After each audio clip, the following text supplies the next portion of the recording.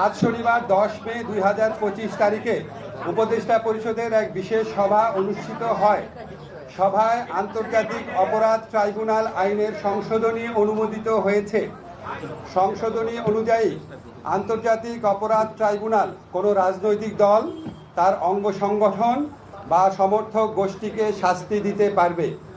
উপদেষ্টা পরিষদের বৈঠকে আন্তর্জাতিক অপরাধ ট্রাইব্যুনালে বাংলাদেশের আওয়ামী লীগ ও তার নেতাদের বিচার কার্য সম্পন্ন না হওয়া পর্যন্ত দেশের নিরাপত্তা ও সার্বভৌমত্ব রক্ষা, জুলাই আন্দোলনের নেতাকর্মীদের নিরাপত্তা এবং আন্তর্জাতিক অপরাধ ট্রাইব্যুনালের বাদী ও সাক্ষীদের সুরক্ষার জন্য সন্ত্রাস বিরোধী আইনের অধীনে সাইবার স্পেস সহ আওয়ামী লীগের যাবতীয় কার্যক্রম নিষিদ্ধ করার সিদ্ধান্ত গ্রহণ করা হয়েছে।